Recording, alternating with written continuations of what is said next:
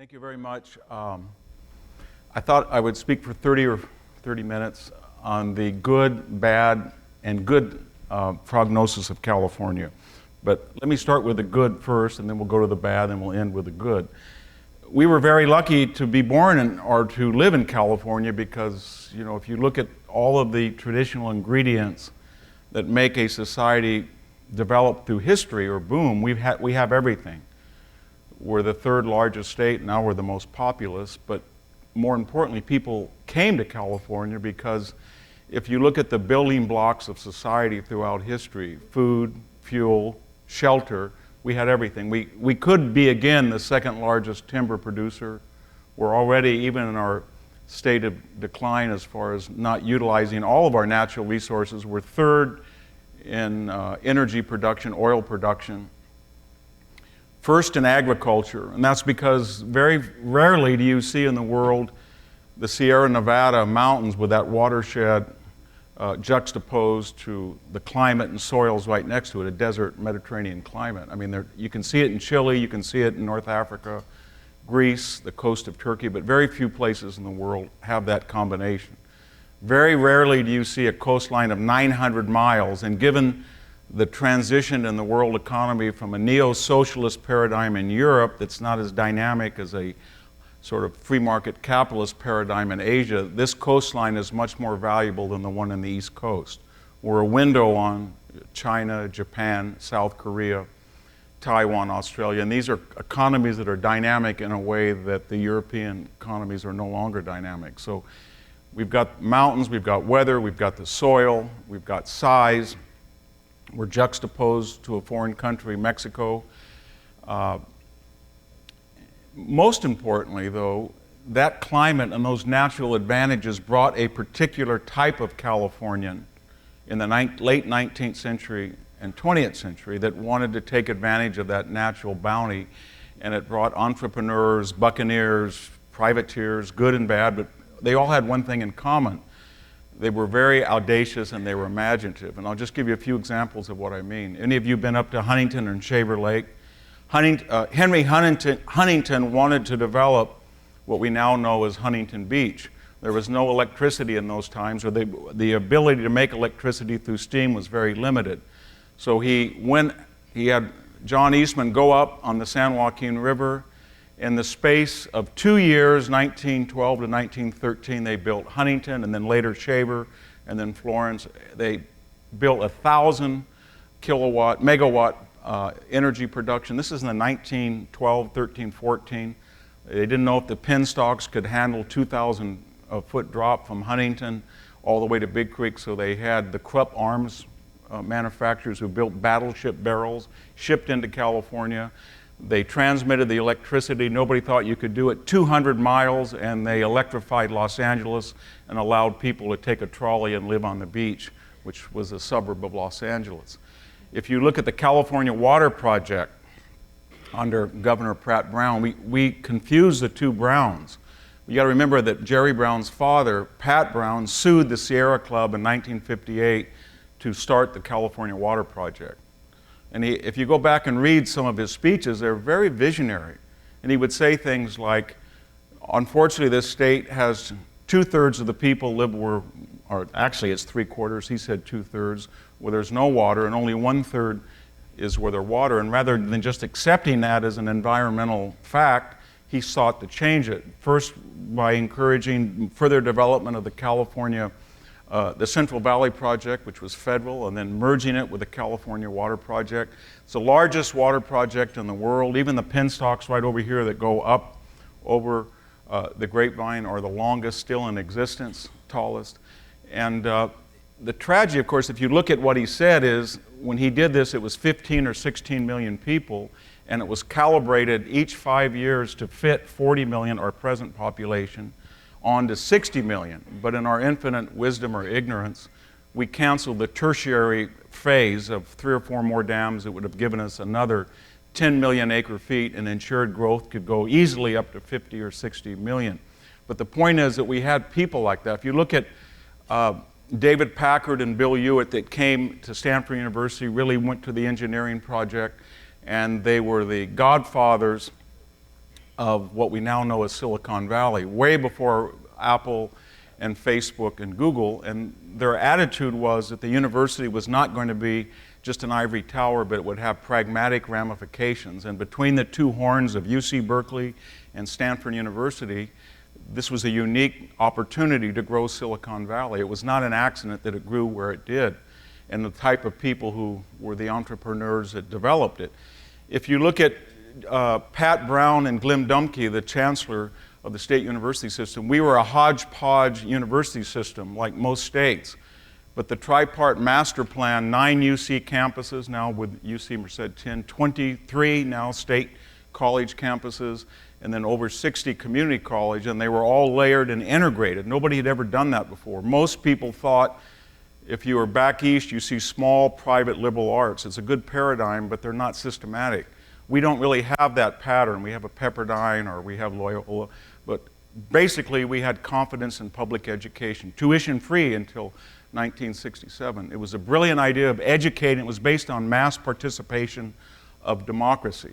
It's another good example. If you look at people like Henry Mayer or Sam Goldwyn or Irving Thalberg who went into Hollywood, these were mostly Jewish Americans who were refugees from Eastern Europe. They liked the climate of Hollywood. They were very interested in developing themes of Americanism, especially as juxtaposed to their antithesis they'd grown up with in Eastern Europe and in Germany, and they really created Hollywood out of nothing. And so when you look at universities, we could also talk about the freeway system. Pat Brown's original vision, he said he could dream of a day when I-5, 99, and 101 would all be 6 lanes. Arnold Schwarzenegger said that when he left, that would happen too. It never did happen. I have to drive home to Selma from, this afternoon, and when I get to the Delano 4-lane bottleneck, I don't know if I'm going to run over a mattress, a shovel, or a bin. It's one of the, I always plan an extra 2 hours. And I drove last night to give you what's happened. We used to have the most impressive airports in the United States. LAX was really, I mean, it's a mess now, but it was considered state of the art. And yet I sat Monday night, 7 hours at the Palm Springs airport until the flight was canceled at midnight. And you'd think it would be pretty easy to get here from Palm Springs yesterday, but believe me, that 220 miles on the California freeway system is a very uncertain experience. What I'm getting at is we had all of these natural advantages that brought all of these men of genius and daring, and they created a utopia that turned out, as it still is, the 5th or 6th largest economy in the world. And then something started to happen in the 80s, 90s, and the 21st century. And it's a very complex, it's easy to demagogue it or say these people are bad or these people are good, but it's more of I don't see it as melodrama, more of tragedy. And what happened was, I'll just give you the symptoms as a doctor, and then we can see if we can come up with a diagnosis and then offer a treatment and prognosis. But if you look at some of the symptoms, we have 1 out of every 3 people on public assistance lives in California. 23% of Californians live below the poverty line. The CSU system, when I started teaching there, was struggling with graduating 50% of the people in 4 years, and we had this new program called remediation. 28% of the incoming class did not satisfy high school math and English, and yet we were admitted under special circumstances.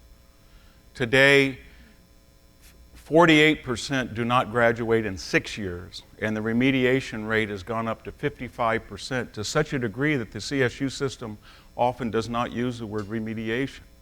At least in some campuses, it's 55. So something has changed radically. If you look at the income tax, sales tax, and gas tax, that basket, whether we count Hawaii or not, is really pretty consistently we're the highest tax state in the union. If you look at commensurate benefits, as I mentioned, our schools at the higher education are under challenge, but K through 12, depending on what rubric we use, because usually the right uses more pessimistic and the left uses more optimistic, and they're subject to interpretation, but between the sidelines, there's a common consensus. We're about 45, 43, 46, and high school test scores. We used to be consistently 10 and 11. So we're not producing, our public high schools are not producing the type of college graduates that are going to be competitive, not just with other states, but with the world at large. That's a challenge. If you look at what we get for what is going to be this graduated new gas tax, we may end up higher than Connecticut in our aggregate gas tax. And yet Forbes 2 years ago rated California infrastructure 49 out of 50. So we're kind of confronted with an Orwellian situation. We are asked to provide the most generous taxes to government, and in return we don't get the type of services that other states do with much less of a tax burden. That's the symptoms.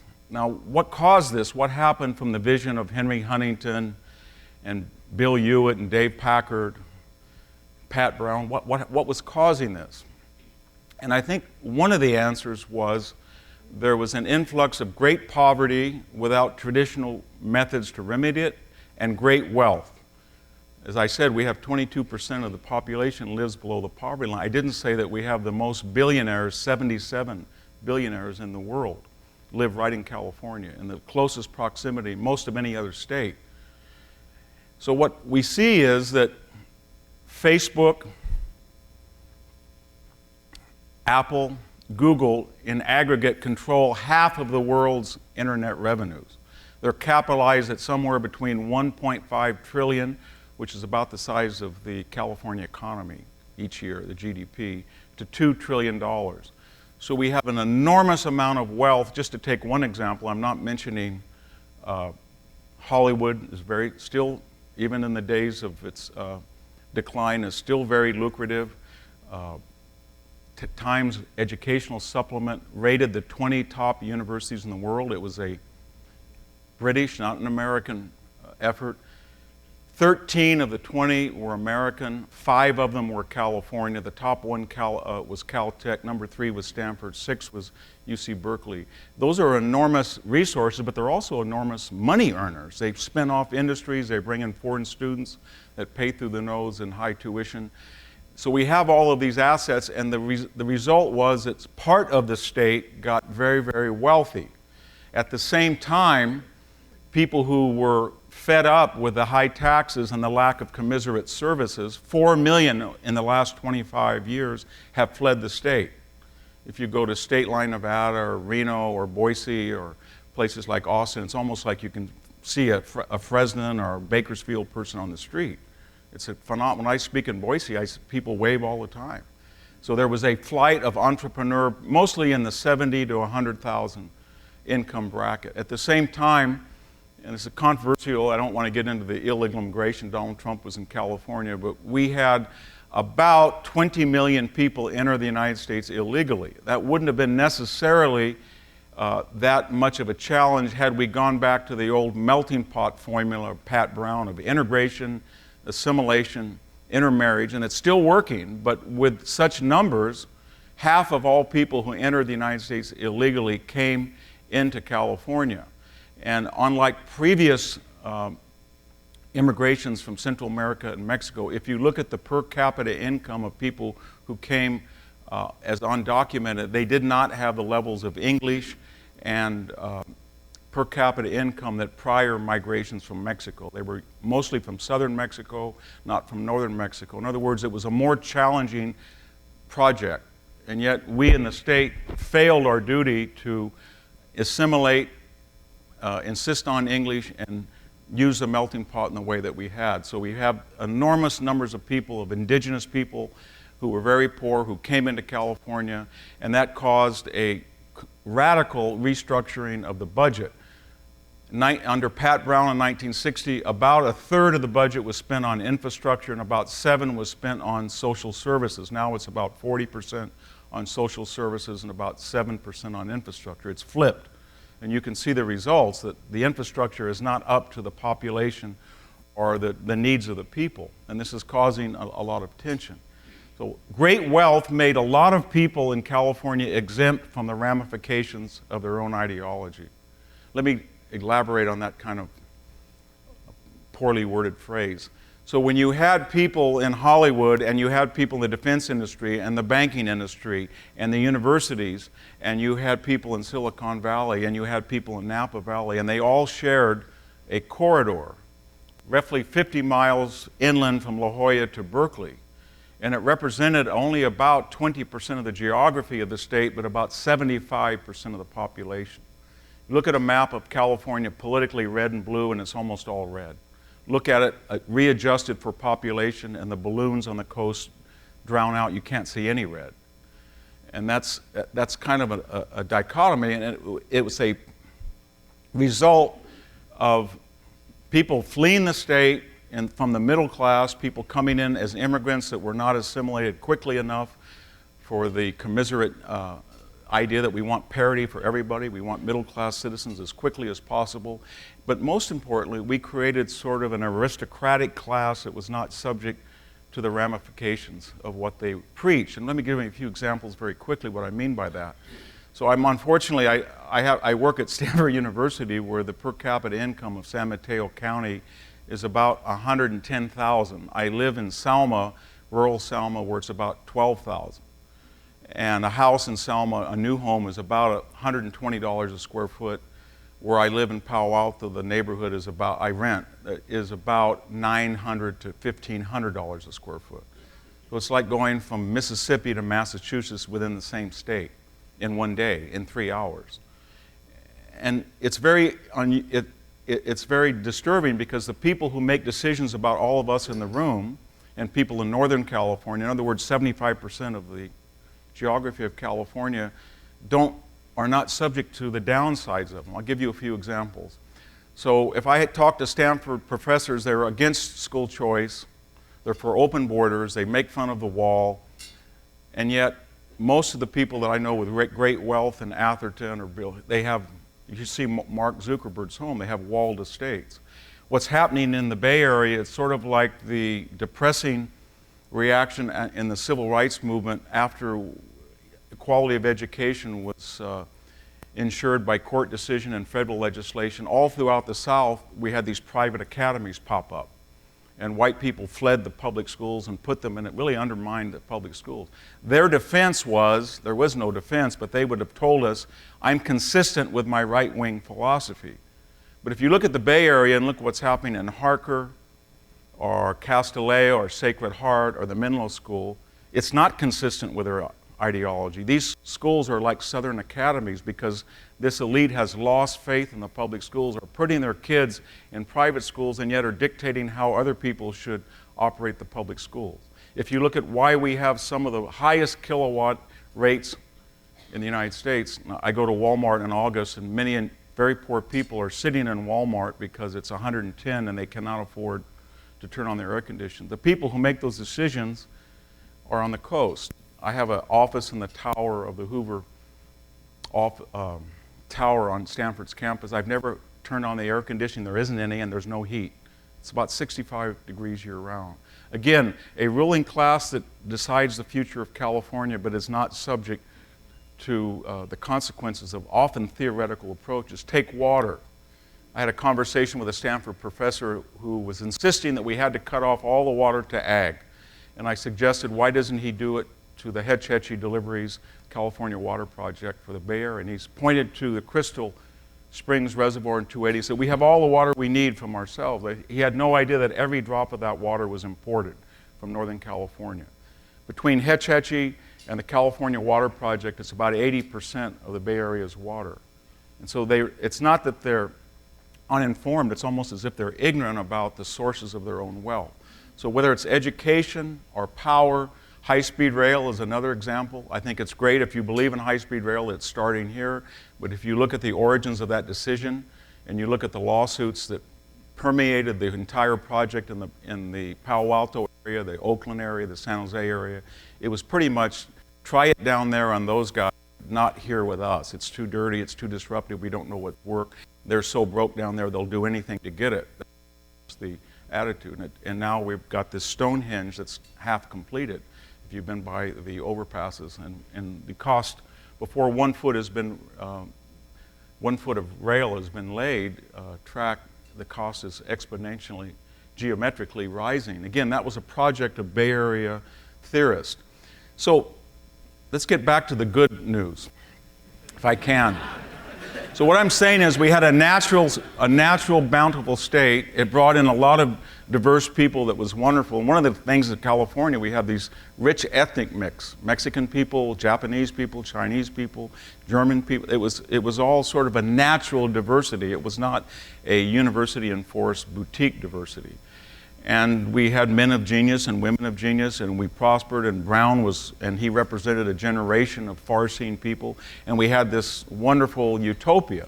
And then due to, I think, complacence and too much wealth, people forgot pragmatism in the state, and we had a lot of people leave and a lot of people come, and the state started to bifurcate, so that the people who were subject geographically to the decisions of the lawmakers and the elite were ideologically, spatially differentiated.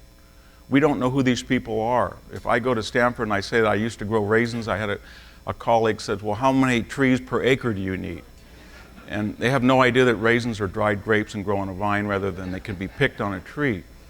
And so there's a disconnect. And so what is the answer? Well, part of it is, I think the Bakersfield paradigm of all of the local paradigms we've seen is the more successful. And I'm speaking as someone who grew up with the idea that Fresno was the father and Bakersfield was the poor orphan son in the 60s and 70s. But there was something about Bakersfield's, I don't know what it was, practicality or the Oklahoma diaspora or different ethnic groups that did not really think about their differences. They thought more about their unity. It was a can-do idea. There was these rich oil reserves here. You're, I think, #2 county in the United States in oil production. I think you're #6 in agricultural production. You have this wonderful nexus of I-5 and the 99. You're positioned as increasingly a bedroom community. People here today have talked about all of the resources in the desert, defense, housing, but more importantly, I think, is the paradigm. And by that I mean we are coming to the natural limitations of the blue state California coastal paradigm. And what do I mean by that? What I mean is it's not functioning anywhere. Whether we look at the Oakland mayor who's in South Carolina 1858 fashion is trying to nullify federal law and say that a federal immigration cannot come in and we choose not to cooperate or even obey federal law. It would be almost as if Provo, Utah told us, I don't believe in the Endangered Species Act, or Missoula, Montana said you can buy a handgun anytime you want. Federal law doesn't apply with it. We would be outraged. The federal system cannot maintain itself if individual states can pick and choose which federal laws they follow. And we learned that in 1861. If you go down, we have the highest number of homeless people in the United States. About half of everybody, about 500,000 homeless people are living somewhere in the coastal corridor mostly. Not all, but mostly. If you look at housing prices and you combine that with two things, great wealth concentrated coming in from all over the Pacific Rim, all over the university grid throughout the world, high tech, everybody's got an iPhone the world over, and you concentrate that area along that corridor, and then you combine it with an attitude, a utopian attitude that I really don't need to build any more dams or freeways because I've got a nice home in Portola Valley, or I live in Hillsboro, or I like my shady street. And it's sort of, I've got mine, I'm in the attic, I'm pulling up the ladder, because most people increasingly cannot afford homes because they're not building homes like they used to, because people who already have nice homes and the money to enjoy it don't want other people to have the same type of opportunities they do. So the limitations of that are pretty much been met. And I think you're going to start to see people in California that are increasingly dissatisfied with that model of governance and increasingly unable to participate in it if they weren't dissatisfied. And they're going to look for other areas, and the San Joaquin Valley it's actually got a better water resource, you wouldn't believe that, but than the coastal communities. If you read what early Spanish explorers said, that you can't live along the coast, there's no water. You can live inland when you're in the watershed and the aquifer, but not along the coast. Long term, we have more land, it's cheaper, we have a different attitude, and I think you're starting to see already in Bakersfield, but also in places like Visalia and Fresno, people who left the valley as college students are starting to have families and they want to come back. They see more opportunity and they see these local governments better run and more attuned to governance elsewhere in the United States than the peculiarity and the exceptionalism of California. I think that's going to be very positive. Second thing that I think we've seen is that we are a one-party state. That's never been successful through history. The two-party system democracy needs two rival oppositional groups to check and balance and audit and adapt and modify each other. But when you have one party, given the population concentration and the per capita wealth in the coastal area, and then this vast expanse that dilutes the conservative anecdote, then you start to see things like a party voting to make a sanctuary state in the elemental, or the ridiculous where they make it a felony to let your dog chase a bobcat, for example, where we have elemental problems. The California motto is sort of the felony that I have no ability to enforce psychologically or monetarily. I'll compensate by going after the law-abiding who commits a misdemeanor. You've all had that experience. That you can see vast infractions of the law, but there's no mechanism to address it. They're so existential. But you can be going 10 miles over the speed limit and get a $400 fine as a way psychologically and financially of compensating for that inability. And so I think that we're starting to see that this one-party state does not work.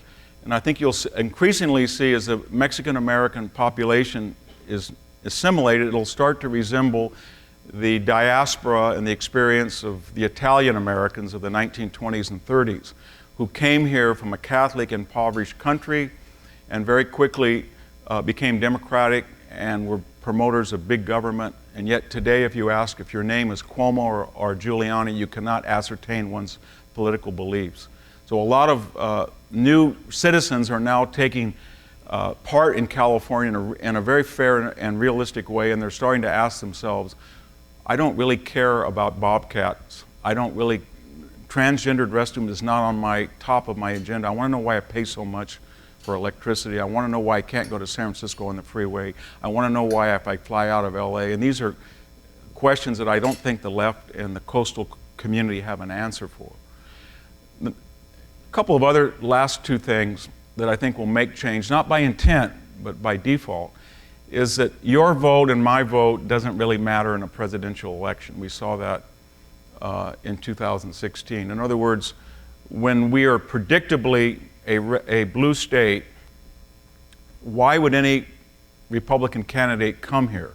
Comes here for one reason, to raise money and leave. 2 or 3 days and he's out of here. And that creates a sense of helplessness, or if you're on the left, it makes you dig in even more, that California went 3 million votes for Hillary Clinton and yet we didn't elect her. Or why don't candidates come here? Or why, and the answer is that we're politically irrelevant. And that, I think, is starting to affect people when they say that there's only one candidate in some of these statewide races. There hasn't been a Republican statewide office holder since 2006. And that's getting people not only to look at the red state paradigm in a more fair and judicious way, but saying politics as they are in California cannot go on. We're no longer really a democracy. We're a one-state party, and we don't have any national influence. For all the talk about our great economy and high tech and the California model, the fact is that how California votes does not determine a presidential race anymore. And finally, and this is very controversial, if you've looked at some of we talked to our accountants, we really don't know all the details in this massive tax reform and reduction bill of 2017.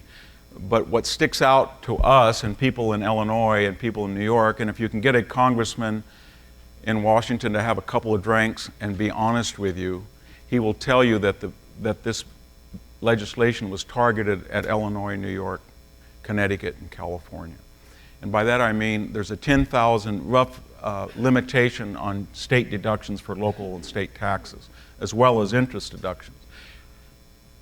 What that means is that affluent people who, and there's many of them in this room that are paying $100,000 or $150,000 a year in state taxes, are essentially going to see that deduction disappear, and their de facto or their effective rate's going to double. And when you add in the fact that although we're only 11th in property rate the rate of property taxes, when you factor in assessments, we're right up there with some other states that have a 2% rate. And that means that somebody who's living in Portola Valley might have $30,000 or $40,000 property tax, and they might have they might have $200,000. In the old days, the effective rate might have been $90,000 or $100,000 with the deductions. Now it's going to be almost the whole thing. Why is that important, besides the idea that that Republican Congress taught us a lesson, I suppose? We have 40 million people in California. Half of our revenue comes from income tax. Half of the income tax comes from how many households of 40 million pay half of the income? Anybody know? 150,000. Think of that. 150,000 out of 40 million people pay the 1/4 of the aggregate revenue and 1/2 of the income tax. If you were to lose 10,000 people because they might want to flee in a way that the middle class had traditionally fled, it would be disastrous to the state. I speak a lot for the Hoover Institution's Board of Overseers. I just got back at Palm Springs, and I had in dinner, I talked to 4 people, just 4 randomly people. They're all leaving the state because many of these affluent people are retired and they no longer have businesses, or their businesses can be run de facto or in a vicarious manner, and they're going to places like Boise and Nevada, or they're going to Texas, or they're going to Arizona. And it doesn't take many of them for us to have a revenue default. But the flip side of it is, when somebody in the California legislature, and this has happened if you've been following the news, says, well, we have to raise the income tax rate up if people leave. Well, you can imagine if people left at an effective top rate of 13, if you went to 15, it would be a stampede.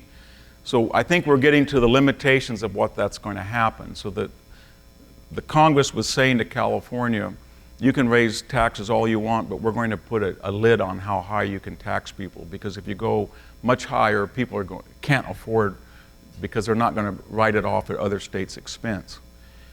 Let me just review then what I'm trying to suggest to you, that we are the richest state in the Union. We're one of the rare climates and geographies, whether we bay, ports, San Diego, San Francisco Bay. Everybody who came here in the 17th, 18th, and 19th century called it paradise. Then people understood that paradise and developed it in a responsible, far-seeing fashion. Democrat and Republican, liberal and conservative. Pat Brown said, I get up in the morning, I want 2 things. I want a person to get an education so they can vote, and I want a man to be able to get to work and back safely and quickly on our freeways. Think of that.